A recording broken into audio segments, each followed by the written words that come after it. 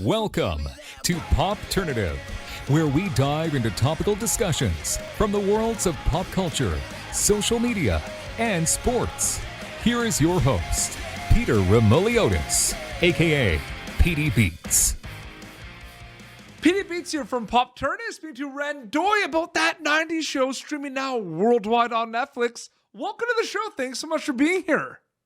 Thank you for having me. I mean, it's crazy, right? Because you go and film this show, which is kind of the continuation to, in my opinion, one of the greatest sitcoms ever created.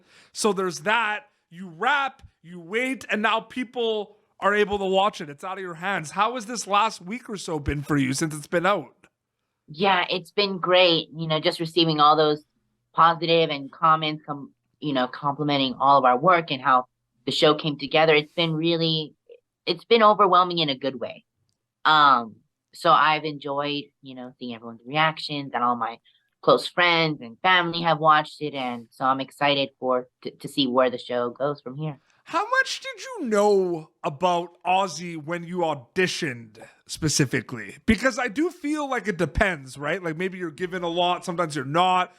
Was he Right? like, did you know he was going to be like the comic relief in a lot of ways? The one who kind of like in episode 1 calls it like he sees it. Like, yeah, what did you know getting yourself into specifically? Well, when I did the audition, I think they only made me read a couple of scenes from the pilot. Mm-hmm. So I didn't know that Ozzie was like the guy, like I didn't know exactly where he fit into the group. But then, when seeing the episodes come together, you definitely see more of his character and more details. So when I auditioned, I only got the character description and a couple scenes, and that's it. I know. and then the rest is history, right? Is it really cool to see the reception of all the different lines that Ozzie has? I think that's the best part about it. He has many one-liners, many quick rebuttals to his friends, and a lot of them, like, I don't think we could choose which one we like the most. Like, what's that like seeing the social media reaction of all his lines and all his comments specifically? I'm happy. I mean, like when you do like your work and then it comes out, you don't really, or for me, I don't realize how funny it is because I feel like I'm just being myself basically. Yeah. So to see and hear like people saying, "Oh, I love Ozzie," or I get comments every day saying, Ozzie's my favorite, or Ozzie's like the best in the show, and it's really a good feeling. You want to know what my favorite Ozzie line is? Because I Please, yes, I do tell have me. a favorite Ozzie line. So Okay. when you're trying to get the stash back with the mouse traps, oh, this Yes. place is hell. Oh, damn. That's my favorite Ozzie line. Thank you. I want to get back to how I started this interview. I mean, continuation to that 70s show. Familiar territory and unfamiliar territory for a lot of the cast that got cast for this officially, because you know about that 70s show. You know about some of the iconic characters that are back for this series, like Kitty and Red, for example. But then it's, 20 years later, so to speak, and it's like 90s, different era, different characters. Did you think about that when you were casting this, that it was unique because you knew some things, but there's other things you had no idea about as well? Well, I actually, when I did the audition, I knew it was something special in regards to it being like a sequel of some sort of original show, but I didn't really quite know what that was until I booked the role, and then I bought like 4 seasons of it, and then I kind of binged it. I binged the original show, and then you're like, oh, okay, no, this is funny. Like, this is good. And then to see sort of not the same jokes, but that same like chemistry, especially between obviously the original cast, but more so with our regular cast between Kitty and Red, that chemistry, it's like they didn't go away at all. It's like they were still living in Point Place for all these years that have gone by. And then, the new generation, obviously, as well. Absolutely. And everyone's talking about Ozzie, and everyone's talking about one of the best storylines of the show involves Ozzie and Kitty. And I think, it's one of those things where like, there's so much press covering that and so many social media reactions and everything. The episode where he has a step plan of coming out and he wants to come out as gay to Kitty because it's part of his plan. Just so much emotion there. What was that like, kind of filming with Deborah Jo? Those scenes, like, what were the conversations like? Like, what can you tell us about those scenes? Because they're very important for the show. Yes, I agree. Definitely filming. I mean, I was so honored that they had written that episode to be filmed, or for Ozzie to express his emotions and come out to Kitty, because it could have been anyone. They could have said, Red, you do it, or Leia, you do it. They could have said anyone, but they chose Kitty. And I feel like her reaction fits what Ozzie wanted to hear, or anyone would want to hear if in Ozzie's position in the 90s. But I do definitely feel like that episode was important for Ozzie's storyline, because it's sort of like a big moment for him. So filming that, I do feel like me and Deborah Jo bonded, and I think we became really close from that episode. And obviously that previous episode, which is the rave episode, number 4, I had a really cool scene with Red and Kitty in the kitchen and them interrogating me. And we call it like the interrogation scene of the show, because it's one of the most like you're like on the edge of your seat, like, oh my God, did he just say none of your business?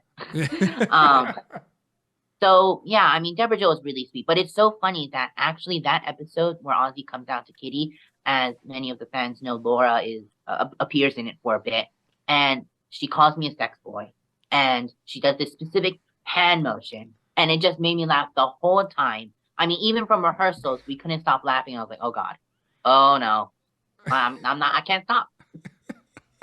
Yeah, but I feel like if there's any, but you know what? You're probably Ozzie's probably to blame for many people breaking a character, because there's so many lines that I can't even imagine. Yeah, you're saying like that you can't deal with it. I bet a lot of people could deal with a lot of Ozzie's lines. Let's be honest. Was there a lot of moments where like you did break your cast and character with some of the lines you said? Like, where they laughed? Like, I'm sure it had to happen. Like, Ozzie has so many funny one-liners. Yeah, I think I feel like we're all pretty like in character, but I feel like if we mess up, then we just start laughing. Yeah. I mean, that's usually the cause or the root of why we always start laughing. But it's weird, like whenever Laura's there, I feel like we start laughing. Because Laura directed this episode. She directed number 9, and I think number 9 I had like a country club scene, and so I was with the scene was with Gwen, Kitty, and Nikki, and I forgot my line, and then I thought, okay, we'll just continue it. Like, I just forgot my line, so let's just keep going. But then I started laughing a bit, and then Deborah Jo said, "You're so unprofessional." And she just likes to make those little jokes, and it just makes me laugh even more. Yeah. So yeah. You're like, all right, that's enough, Donna. No, it's so great. Okay, so I want to ask you this, because I find it's interesting. So I spoke to some of your cast already, and I spoke to Sam, who plays Nikki. I spoke to Ashley, who plays Gwen. And they said that one of the things, I don't know maybe if it applied to all characters, so I'm just curious to see, but a lot of them got like curated playlists of like songs to listen to. And like it was different artists for each one, different styles. Did Ozzie get a specific playlist that you had to like listen to before shooting? Yeah, okay. So completely honest, I forgot what the playlist was. But I do remember a playlist, right? Yeah, I did get bits, and I do remember that he does like Madonna. Okay, yeah. He likes Madonna, but then, we use a lot of like 90s songs, which I love the 90s songs and the music in the 90s. So I know he likes the song by Skilo. I wish I was a little bit taller, that song. I wish I was a baller. Yeah, absolutely. Yeah, that like verse in the finale. But I feel like Ozzie has like great touch in music. Yeah. No, I feel like Ozzie's the character of the show where there was also the one in the restaurant. I forget it's one of those things where like it was something like don't about with Leia, like don't point your demon pickle at me or something. Like don't put your demon pickle near me. Yeah. Yeah. I feel like Ozzie's very quick, right? And I'm wondering if that was something that just kind of happened, or was that kind of premeditated and chatted with like the writers and the directors? He's quick. Like he really knows what to say immediately with a lot of situations. Yeah, I mean, I have to give credit to our amazing writers who just write. They make this show like a comedy masterpiece.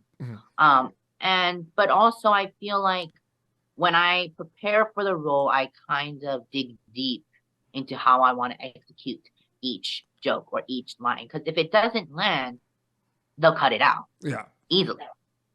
So I feel every line is so important, funny or not. But in regards to him being so quick, I feel like that's just how they wanted Ozzie to be, and that's how they wanted him to be written as.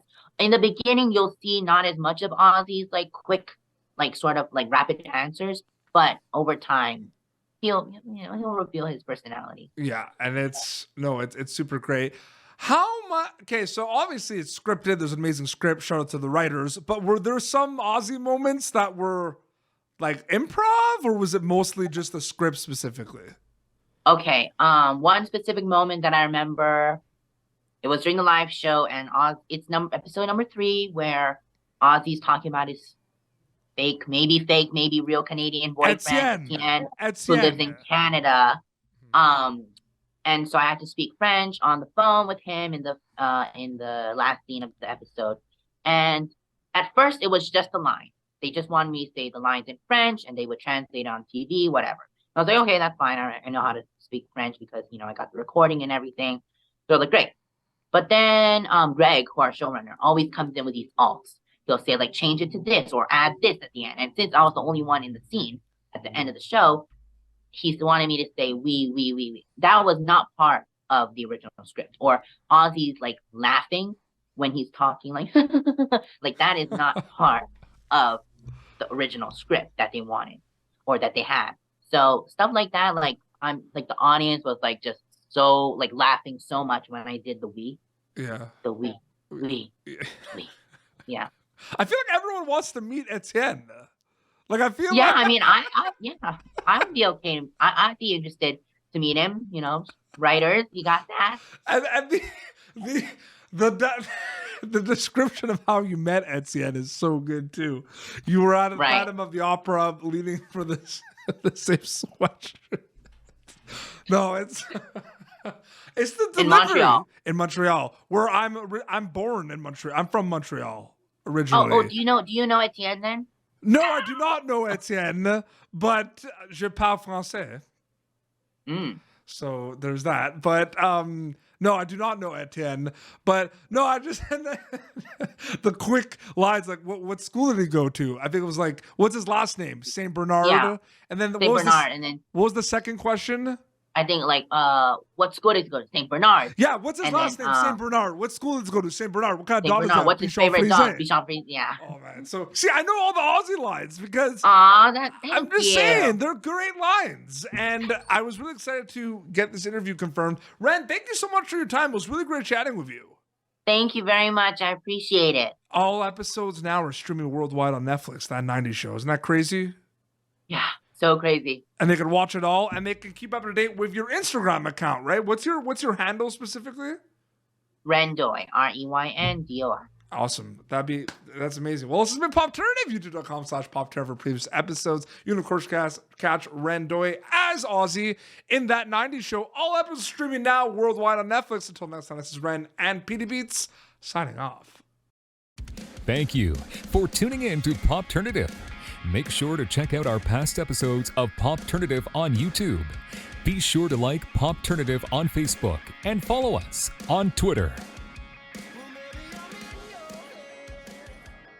This has been an Autograph Communications production.